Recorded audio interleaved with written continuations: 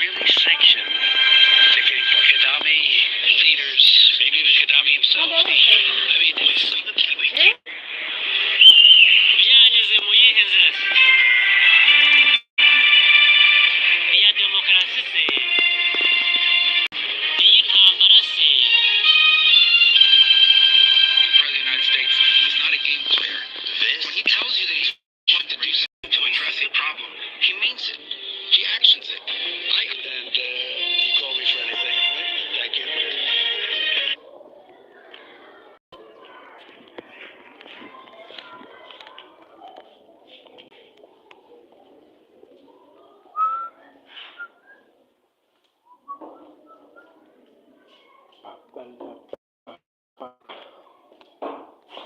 Jose, bite se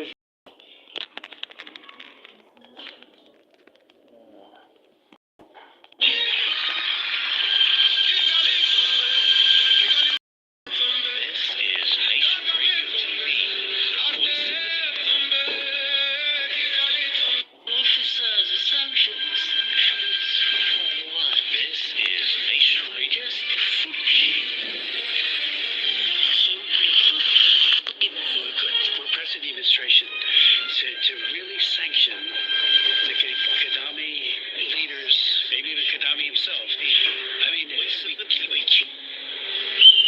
byanyuze mu yihe nzira se? Iya demokarasi se? Iyi ntambara se? The United States is not a game player. When he tells you that he's going to do something, when he tells you he's going to fix a problem, he means it. He actions it. And you call me for anything.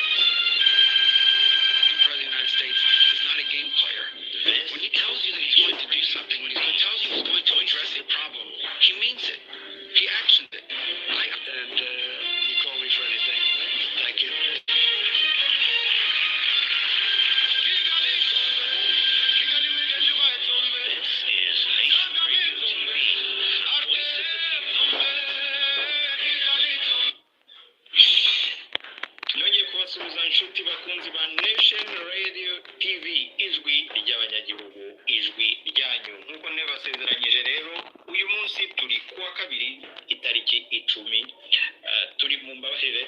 Uyu munsi turi kuwa gatatu, ntabwo ari kuwa kabiri nimba ntibeshye.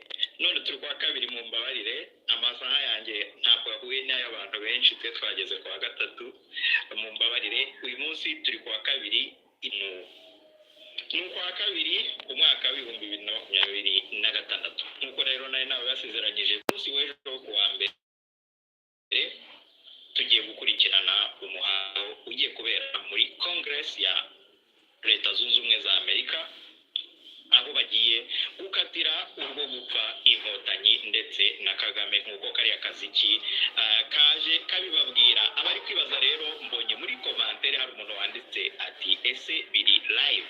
Yego rwose biri live. Ninjiye kare rero kugira ngo mwabonye ko nari nababwiye ko ikiganiro kiri butangire ku isaha y'3 zuzuye neza z'ijoro ya Kigali. Ntabwo ari gutangira ikiganiro, ahubwo nakurikije amasaha yo muri Amerika, Washington DC. Ubu rero harabura amasaha makeya 2 PM zuzure kugira ngo kwa muhango utangire.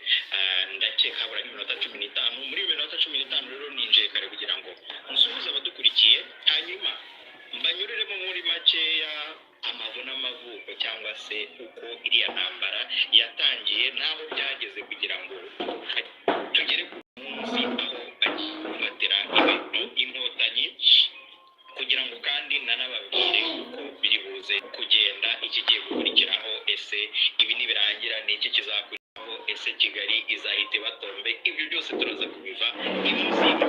Mbere yuko rero ukomeza reka mbanze mubishe ka karirimbo natangije nabakoreye kugira ngo muri studio badukoreye kugira ngo katwereke nyine se byaciye mu yihe nzira ya demokarasi se sanction tukumve mu munota umwe ubundi ndagaruka mbasuhuza.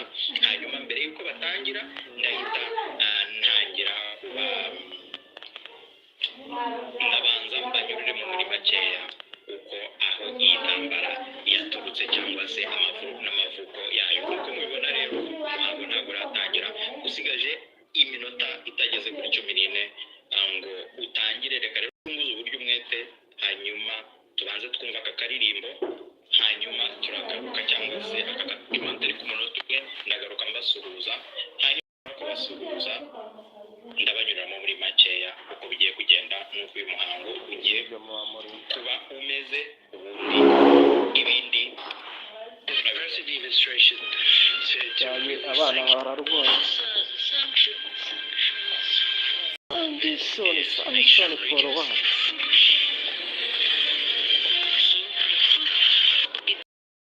Administration to really sanction the Gaddafi leaders, maybe even Gaddafi himself. I mean, byanyuze mu yihe nzira iya demokarasi, iyi ntambara se. The President of the United States is not a game player. When he tells you that he's going to do something, when he tells you he's going to address a problem, he means it. He actions it. You call me for anything. Thank you.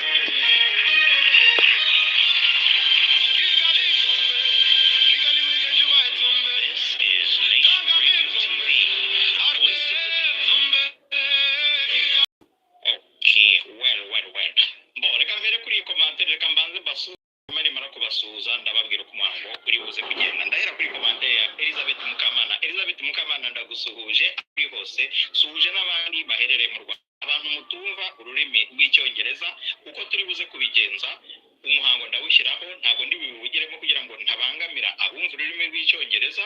Hanyuma umuhango nurangira ndaza kubabwira les essentiels cyangwa se ingingo z'ingenzi muri make ibyo bavuze ku batumva ururimi rw'icyongereza.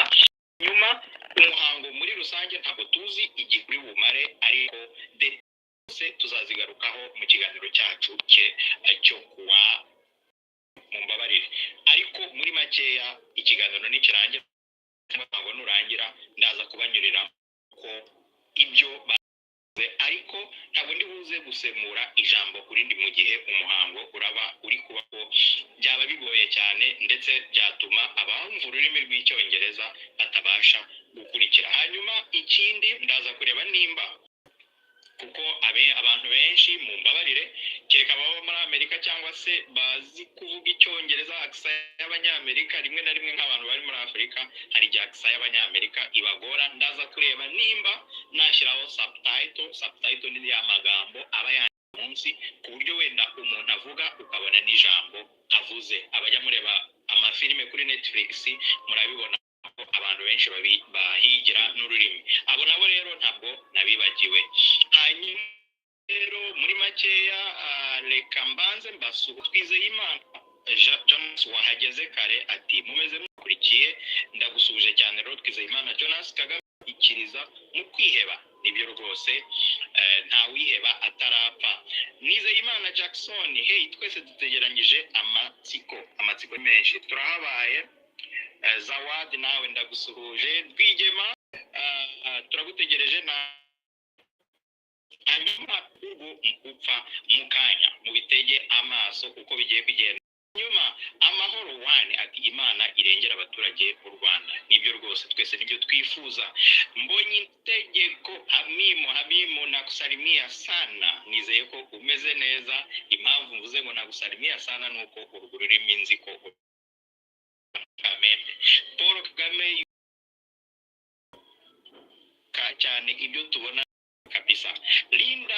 Queen Linda nawe David ndayishimiye ati none biri kuba undirected, yego kuba vuba direkite mu minota 10 baraba batangiye. Felix Hategekimana ati nta kiri buvemo turabazi byihorere twicwa nibo na Amerika mu bireke. Oya ahangaha wibeshya cyane. Yaduhe arakwiye Paul we habana Jean ndagusuje cyane amakuru turayabaha ariko nta nubwo ari ngiye kuyabaha n'abanyamerika bagiye kuyatwihera hariya muri kapize ubu. Iyi ni pariti ni turu ya kabiri bigiye kuba donc bakoze igice cya mbere, igice cya kabiri n'uyu munsi nkeka ko ari nacyo gisoza. Sustained and not fleeting. But frankly, I have been offended by the president's statements that he has already ended the war between the DRC and Rwanda. We can all see that there is in fact peace or stability on the ground at all.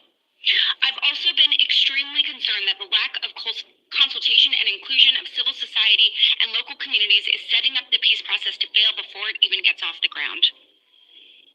Only 5 days after the signing of the Washington Accords between President Tshisekedi and President Kagame, hosted by President Trump, the M23, co-located with the Rwandan front lines, took over the strategic city of Uvira in South Kivu. While M23 has partially retreated from Uvira, we still have not seen the full retreat 35 kilometers outside of Uvira back to Kamanyola as the United States called her. This is all on top of M23's occupation of Goma and Bukavu, two other extremely important cities in the Kivus, where civilians have faced atrocities, executions, and other abuses.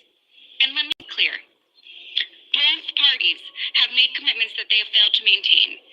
Rwanda clearly continues to support the M23 and deploy its own forces, the latest numbers ranging from 5,000 to 7,000 troops in eastern Congo, not including the latest Uvira offensive in violation of the DRC sovereignty. And the DRC military force has reportedly continued collaboration with the Democratic Forces for the Liberation of Rwanda, founded by the leaders of the 1994 Rwanda genocide in contravention of. And despite Secretary Rubio and Ambassador Waltz's promise ago that they would use all the tools at our disposal to hold Rwanda accountable and, quote, ensure promises made by Rwanda to the president are kept, the administration has still not announced any new sanctions or accountability measures against Rwanda or the M23.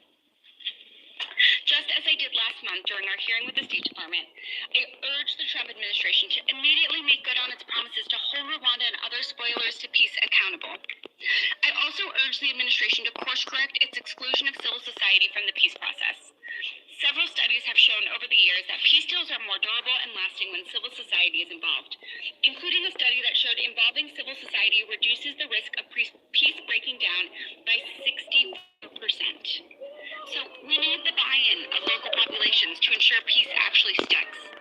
We also need to consult local populations on the various commercial deals in progress with the government of DRC to ensure that investments actually benefit the Congolese people, not just foreign companies and elites. And I continue to be alarmed by the devastating impacts of foreign assistance cuts in the DRC, and I urge the Trump administration to reverse these cuts and invest in new programs immediately. Earlier this year, Secretary Rubio and Doge cut hundreds of millions of dollars in assistance to the DRC as part of President Trump's sham foreign assistance review and illegal dismantling of USAID. Since the cuts to USAID, more than 8,200 people living in the DRC with HIV have lost access to life-saving treatment. Last year, there was a 62% increase in deaths due to cholera. And while there has been a surge in conflict-related sexual violence in Congo, foreign assistance World Food Program was forced to cut the number of people it assisted in DRC from 1 million to 600,000 people. It didn't make sense then, and they certainly don't make sense now, while the president talks about the need for peace and saving lives in DRC. This isn't charity. Humanitarian crisis, weak governance, and exploitation if not addressed. I would like the president's peace agenda to be successful, but it's hard to believe it will be after he gutted our foreign policy tools and neglected to dedicate the necessary senior staff and resources to make peace not just possible, but enduring. Meanwhile, the Congolese have not seen peace, only escalation over the past year, and they don't have time to wait. We need immediate action to hold the M23 and Rwanda accountable for their occupation in DRC and latest offensive in Uvira. We need immediate action to get the peace process back on track so that both the DRC and Rwanda uphold the commitments they have made, and we need the administration to invest in its own institutions and tools so that the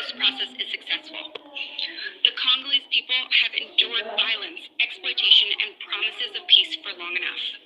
I strongly urge the United States, along with the rest of the international community, to recommit to this peace process and demonstrate seriousness about holding spoilers to peace accountable. So I look forward to hearing from our expert witness panel to hear their perspectives and recommendations for Congress and the Trump administration to realize lasting peace in the DRC. Thank you, Chairman Smith. I yield back. Thank you very much. Without objection, if any of our other panelists would like to submit a statement for the record, it would be so ordered. And then I would like to introduce our distinguished witnesses. Beginning first with Ethan Kahn, who's a policy analyst for American security at the America First Policy Institute. He is extensively on issues, brings to bear a keen understanding of what is going on in Africa, and especially now in the DR Congo. And I thank you for time to be here. Your full vitae will be made a part of the record. I also want to introduce Tony Hall, former congressman from Ohio, 20 as a member of the House, and then 10 years before that as a member of the legislature. He is known and respected deeply beyond here in the House and Senate on hunger. He became our ambassador on hunger and served out of Rome for 3 years. I visited him there, and I was just amazed at how, not surprised, how well respected he was by his peers, because he brings a sense of Reba uturirimbo tw'impanuka twumva tugiye turimo uriyakira jya mugafata imyanzuro ugera ufata imyanzuro.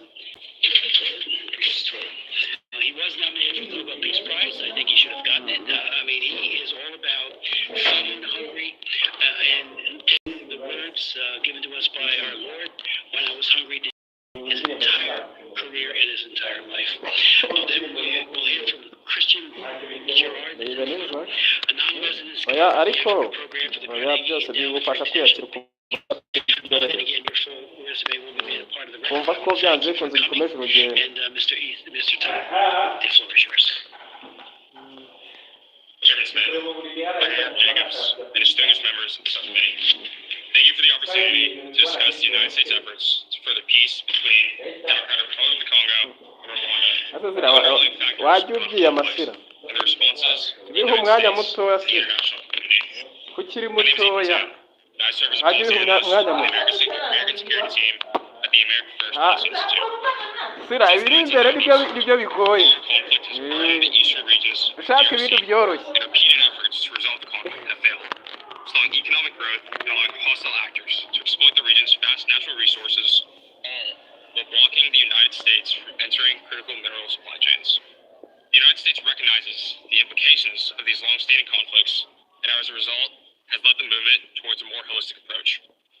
The United States has long played a role in supporting peace efforts across Africa through its diplomatic efforts, and the Washington Accords are no different.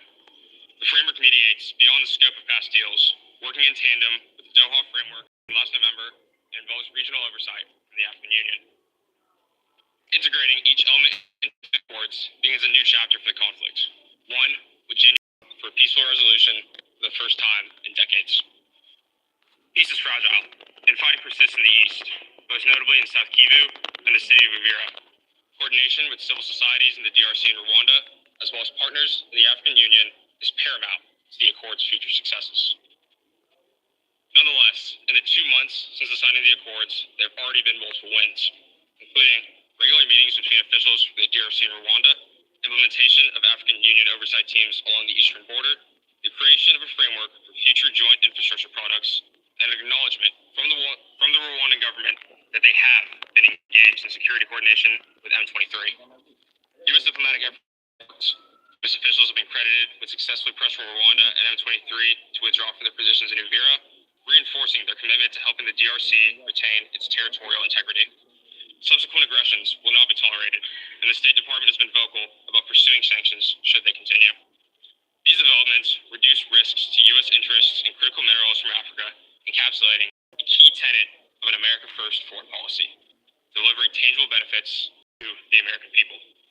Stabilizing this region, a region that today contains over 70% of global cobalt, as well as proven reserves of coltan, copper, gold, lithium, and diamonds, secures American defense and manufacturing supply chains and reduces import reliance on countries such as China.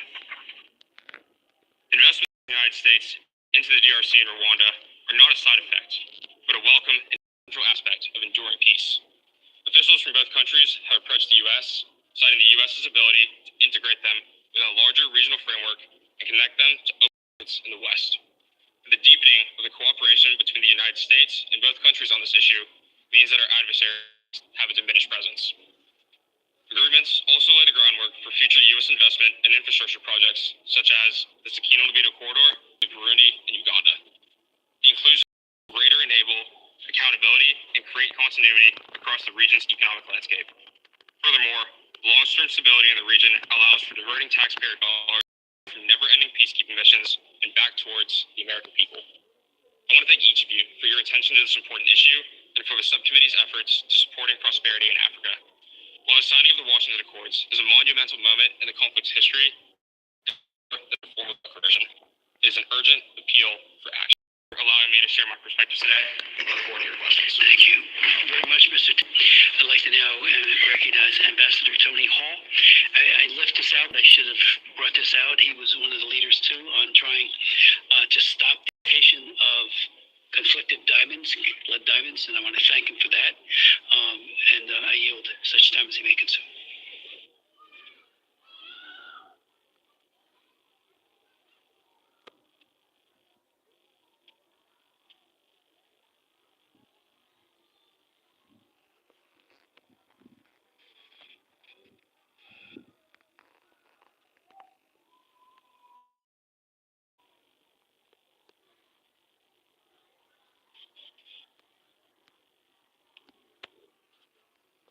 Is it on?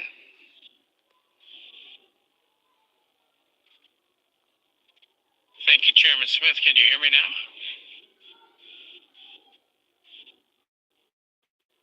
Okay. It's nice to be back in the Congress again. And I remember 1983, and as I look around the room, a lot of you weren't even born then. And in 1983, I had a good friend that used to come into my office. He would pray with me, and kind of a new believer, and he would say, "Tony, don't you think it's time to bring your faith into politics?" And I said, "No, do that." I said, because I don't like politicians that wear it on their sleeve, and then the next day they do something that's completely the opposite of it. I'd rather see a sermon than hear one. I said, I know what you mean. I know what you mean, but I don't know how to do that. How do I bring my faith into my politics and do it in a way in which I'm comfortable? And I had just become the chairman of the committee, the subcommittee on international hunger, and I went to the first place I went to was Ethiopia. And Ethiopia was experiencing an amazing famine in those days, civil war famine. And it was a million people had died even before I got there. I was the first, I think, elected official to go to Ethiopia in those days. I saw 25 children die one morning from hunger. I was traveling with Mother Teresa's group, and we're traveling up country, and 10,000 people were running for their lives in this particular area. They were so tired from running the Civil War that they all laid down and running for days, weeks. They were all dehydrated, sick, hungry. The women were handing me their dead children. They thought maybe I was a doctor or something. They wanted me to try to bring their dead children back to life. I thought, what in the heck is going on here? Never got over that. And so for 3 or 4 days, this is what I saw, death. And I thought, you know what? We do a lot of things in the Congress, and sometimes a lot of, but I said, this is what I'm going to do. I'm going to go back to the Congress. I'm going to travel. I'm going to try to legislate, try to pass some legislation and help. And so this is what I've been doing since 1983. I've traveled to 130 nations and have been involved with human rights and hunger, those kind of programs, and I love it. I feel like I am at least trying to show a sermon rather than speak a sermon. Today I want to talk mostly about the children in the DRC. And being is that they ought to be the primary beneficiaries of the peace accords, in my opinion. To secure the conflict are addressed. And we all know that the ambitions to extract cobalt and other crucial minerals from the DRC have been driving much of the violence. And the second reason I'm here on behalf of many friends at Africa New Day and 12 other nonprofit organizations that work in the DRC. They are seeking to provide education and therapy and offer food, administer health care, find employment alternatives for their future. I'm here on behalf of leaders from business, finance, and several members of other parliaments who look to this committee partnership in creating an international framework that can support clean supply chains of critical minerals that provide economic prosperity and a stronger for the people of the Democratic Republic of the Congo. You know, it's no secret, and it's been known for more than 15 years that children are being exploited and trafficked in the mining of cobalt in the Congo. And hundreds of investigators have documented the problem in print and electronic media. Reports have been written by the UN, Amnesty International, U.S. and international universities. They all detailed the links between the corrupt mining practices, the commingling of raw materials, the processing of all far away from any transparent system for accountability. And we believe that at least 40,000 children, and possibly up to 100,000 children under the age of 12, are working in the mining sea, earning less than $2 a day. Well over a decade of well-documented exploitation. This committee must recognize that the batteries made in China from the minerals extracted from the DRC, I call them blood batteries. Our cell phones, electric vehicles are subsidized by the labor of exploited people, especially children.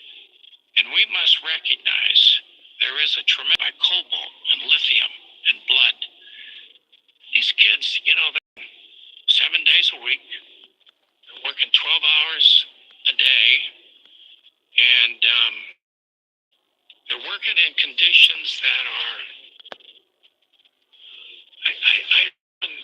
that some of them are even 3 years old. A lot of them 7 and 8 years old.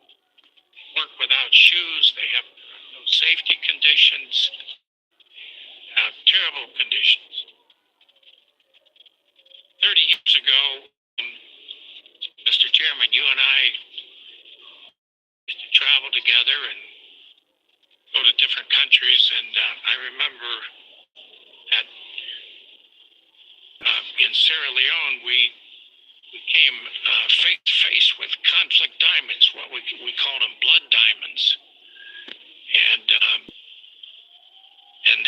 what they were doing to children in Sierra Leone and Angola, and even in the Congo. But I remember in Sierra Leone, Frank Wolf and I, former Congressman Frank Wolf and I, we traveled to Sierra Leone. We went to this refugee camp, and all the children in the refugee camp had something missing. You know, their hand was cut off, their arm was cut off, their ear was cut off, their nose was cut off. I said, "What is this? I've never seen anything like this."